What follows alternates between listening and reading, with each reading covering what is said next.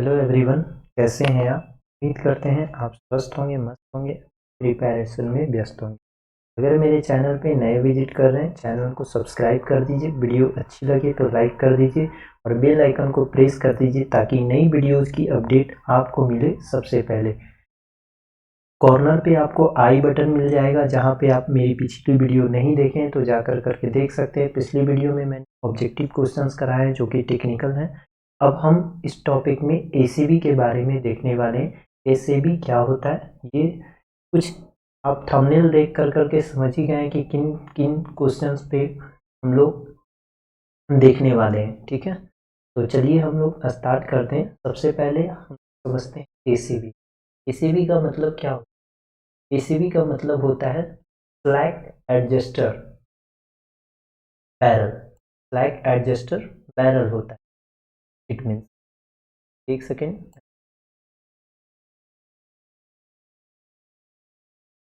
Okay.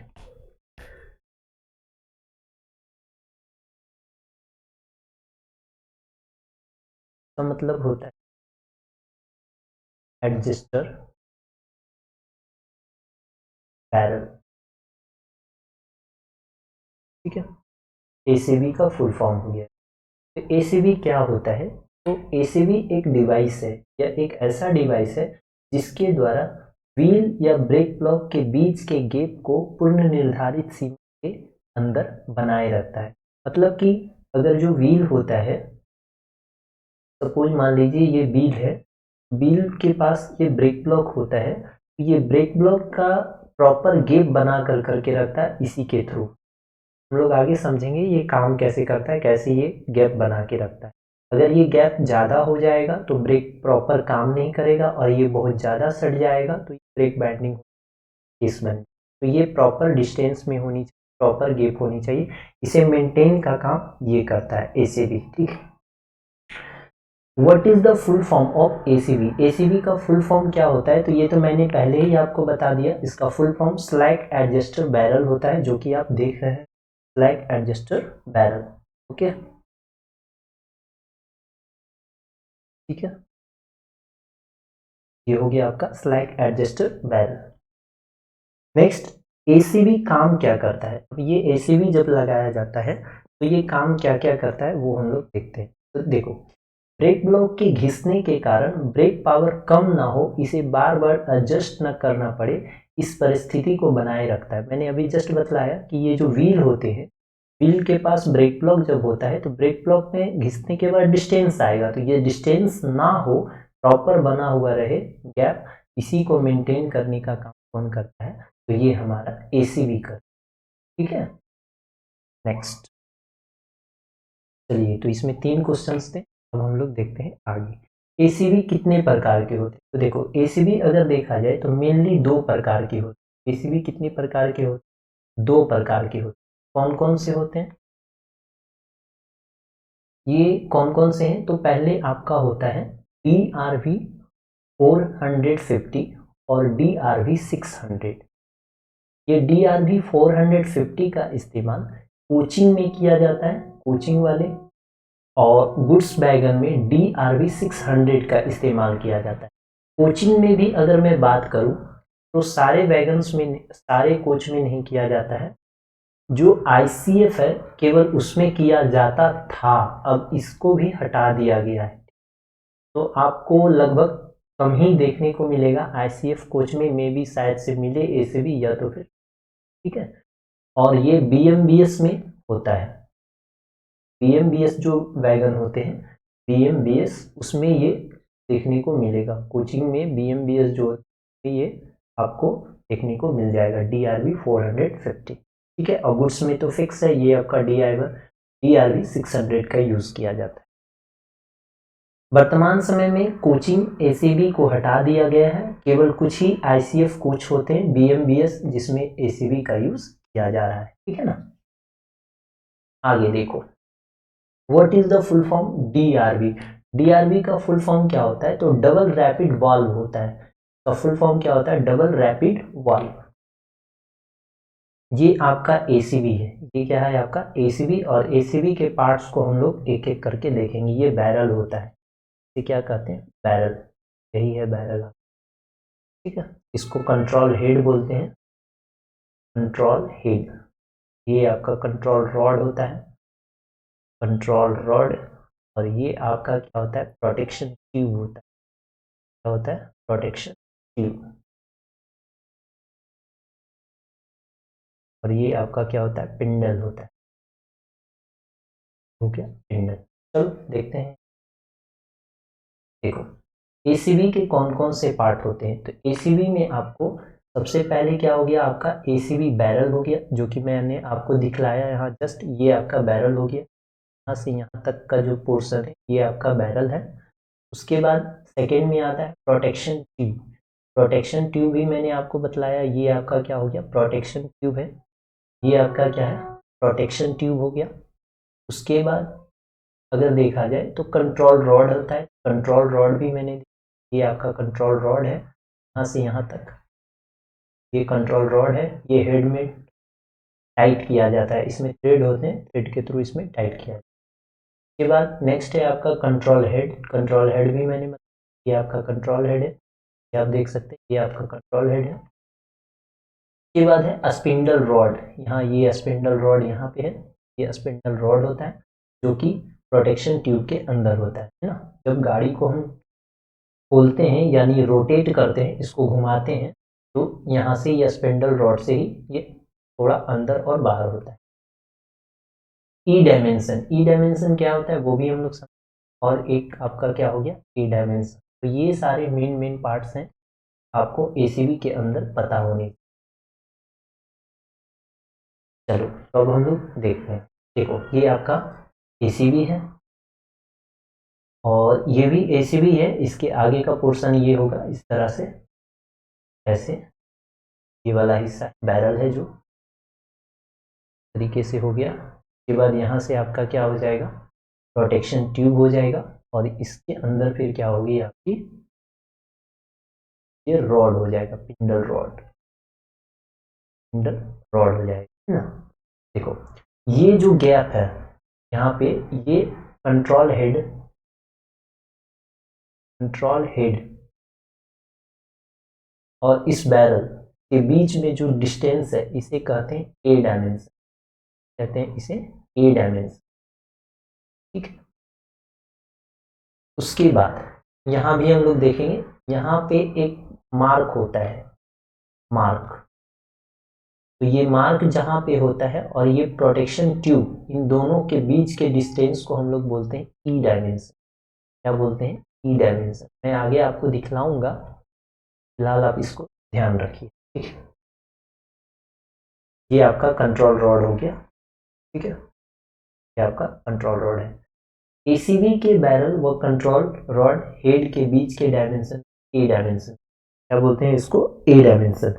इसको किसको, तो बैरल और कंट्रोल रॉड हेड के बीच। अभी तो मैंने बताया ये आपका हेड हो गया, कंट्रोल रॉड हेड हो गया, और ये आपका क्या हो गया, बैरल हो गया। तो बैरल के बीच का डिस्टेंस क्या हो गया, ए डायमेंशन। ए डायमेंशन को एडजस्ट किया जाता है, कब किया जाता है, तो ये तब लिया जाता है जब लोड या गाड़ी यानी ब्रेक पूरी तरह से रिलीज कंडीशन में हो। जब गाड़ी पूरी तरह से रिलीज कंडीशन में होती है तब इसका यूज किया जाता है ना। आगे देखते हैं हम लोग। देखो यदि इसे एक बार सेट कर दिया जाए, किसको, ए डायमेंशन, ए डायमेंशन को अगर एक बार सेट कर दिया जाए तो इसके डायमेंशन में कोई परिवर्तन नहीं आता। ब्रेक ब्लॉक या व्हील के घिसने के कारण यदि आ जाए तो ब्रेक पावर को एडजस्ट या कंट्रोल रॉड से ठीक किया जा सकता है। जैसे क्या होती है कि जब कोई गाड़ी वर्कशॉप से चलती है तो ये पूरी तरीके से फिट होके चलती है। तो फिट होने के बाद जब इसका ए डायमेंशन एक बार जब फिक्स कर दिया जाता है तो ये सही पैटर्न पे चलते रहती है। लेकिन जब व्हील का घिसाव होता है, ब्रेक ब्लॉक का घिसाव होता है, या ब्रेक पावर कभी इधर व्हील का घिसाव होने के कारण ब्रेक सही तरीके से नहीं काम करता है, तो कंडीशन में हम लोग इसको ठीक करते हैं, ठीक है ना। ये प्रॉपर डिस्टेंस को बनाते हैं। ए डायमेंशन का डिस्टेंस कम भी नहीं होना चाहिए और ज़्यादा भी नहीं होना चाहिए, ये डिस्टेंस को मेंटेन करना है। अब ये डिस्टेंस होता कितना है ये भी हम लोग आगे समझें। ब्रेक सिलेंडर में पिस्टन स्ट्रोक को सही तरीके से निर्धारित करता है। ये काम क्या करता है, ब्रेक सिलेंडर में जो पिस्टन स्ट्रोक होता है उसको सही तरीके से निर्धारित करने का कार्य के थ्रू होता है। देखो आगे, ये आपका देखिए, ये पूरा का पूरा चारों फिगर एसीबी का भी है। एसीबी, ये भी एसीबी है और ये भी एसीबी, चारों फिगर एसीबी का है। इसी तरीके से आप इसको, मैंने पार्ट्स बतला दिया। इसे क्या कहते हैं, बैरल कहते हैं। इसे क्या कहते हैं, वो प्रोटेक्शन ट्यूब कहते हैं, प्रोटेक्शन ट्यूब। ये क्या बोलेंगे, ये बोलते हैं पिंडल रॉड। और ये आपका क्या हो गया, कंट्रोल रॉड। ये आपका कंट्रोल हेड, जो इसमें थ्रेड होता है जिसके थ्रू इसमें टाइट या ढीला किया जाता है, ये हम लोग क्या बोलेंगे, कंट्रोल हेड, कंट्रोल हेड। ठीक है, बस इतने पार्ट्स हैं जिससे आपको ध्यान रखना। ए डायमेंशन कहाँ है, ये आपका ए डायमेंशन। और यहाँ पे मार्किंग से लेकर यहाँ तक के गैप को हम लोग क्या, ई डायमेंशन। क्या बोलेंगे, ई डायमेंशन। ये मार्क नहीं है, यहाँ पे मार्क आपको मिलेगा देखने, ये है। इसमें सपोज मान लीजिए यहाँ मार्किंग है, तो इन दोनों के बीच यहाँ मार्किंग है, तो इन दोनों के बीच के डिस्टेंस को हम लोग ई डायमेंशन, ई डायमेंशन मेंटेन किया जाता है। चलिए हम आगे समझेंगे। ठीक है, next, measurement of A dimension. देखो ए डायमेंशन का मेजरमेंट कितना होता है वो देखो। अगर मैं कोचिंग की बात करूं तो कोचिंग में 16 प्लस माइनस 2 mm, अगर 13 टन का एक्सल लोड हो तब ये होना चाहिए। अगर टन एक्सल लोड का जो टन है वो 16 टन हो तब कितना होना चाहिए, तो 22 प्लस माइनस 2 mm हो। ठीक है, उसके बाद अगर मैं गुड्स की बात करूं तो 50 mm होना चाहिए वैक्यूम ब्रेक के लिए। पहले वैक्यूम ब्रेक वाला सिस्टम था, वैक्यूम ब्रेक में इसका जो ए डायमेंशन होता था वो कितना होता था, 50 mm होता था। अब तो एयर ब्रेक सिस्टम आ चुका है। एयर ब्रेक सिस्टम में सभी वैगन जो होते हैं, जैसे बॉक्सन हो गया, बीआरएन हो गया, इन सारे वैगन में ई डायमेंशन जो है वो 70, सॉरी ए डायमेंशन जो है 70 प्लस माइनस 2 होता है। कितना होता है, 2, यानी 70 से लेकर करके 72 के बीच में। ठीक है, आगे देखो, अगर मैं बात करूं इसकी बोबिरन की, ये BOBRN, ये वैगन जो होते हैं, बोबिरन जो वैगन होती है इसका ए डायमेंशन एकदम अलग होता है, 27 प्लस माइनस 2 mm होता है। तो ये सिर्फ अलग होता है, बाकी सबका सब सेम ही होता है। जैसे बीशियन हो गया, BTPN हो गया, है ना। तो इन सारे वैगन्स में कितने होते हैं, तो 70 से लेकर करके 72 के, या ध्यान रखें क्या है, ई डायमेंशन। ठीक, नेक्स्ट, यहाँ आप देख सकते हैं ये दिखाया गया ई डायमेंशन। ई डायमेंशन ये देखिए आपका प्रोटेक्शन ट्यूब हो गया, और प्रोटेक्शन ट्यूब के बाद ये आपका रॉड हो गया, और ये रॉड में यहाँ पे मार्क किया हुआ है, तो ये डिस्टेंस जो है आपका क्या कहलाएगा, ई डायमेंशन का। ठीक है, देखो ई डायमेंशन एसीबी के प्रोटेक्शन ट्यूब व स्पिंडल रॉड जो होता है उस पर बने कट मार्क के बीच की जो दूरी होती है उसे हम लोग क्या बोलते हैं, ई डायमेंशन। इसका मेजरमेंट तब किया जाता है जब स्क्रू रॉड पूर्णतः रिलीज कंडीशन में, जब ये स्क्रू रॉड जो होता है यानी जो स्पिंडल रॉड जो होती है वो पूरी तरीके से रिलीज कंडीशन में जब होती है, तो वैसे सिचुएशन में हम इसे एडजस्ट करते हैं। ठीक है, इसे खोलने यानी टाइट करना या लूज करने का काम करते हैं, है ना। आगे देखो, इसका अगर मेजरमेंट की बात करें, ई डायमेंशन के मेजरमेंट की, तो कोचिंग में 375 प्लस माइनस 25 mm होता है, यानी 375 से लेके कितना हो जाएगा, तो 40 के बीच का, है ना, किसमें, कोचिंग में। लेकिन अगर मैं गुड्स की बात करूं तो गुड्स में आपका 550 प्लस माइनस 20 mm होता है। ठीक है, ये सारे वैगन्स में अप्लाई होते हैं, सिर्फ एक वैगन को छोड़कर, तो वो कौन सा है, BCNHL। BCNHL में 560 प्लस माइनस 25 mm होता है। बाकी सारे वैगन में जैसे कि BCN ऑक्सीजन हो गया, PTPN हो गया, इन सब का अलग होता है, कितना होता है 555 प्लस माइनस 20। बस इतना ही है। अब देखो कुछ बातें हैं जो आपको ध्यान रखनी है, फैक्ट्स मान के चलेंगे, ये सब का सब क्या है, इंपॉर्टेंट फैक्ट्स।